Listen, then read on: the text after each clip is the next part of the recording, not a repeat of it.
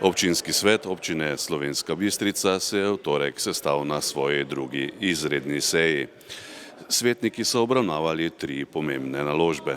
Svetniki so po skrajšanem postopku sprejeli spremembo občinskega proračuna za leto 2022.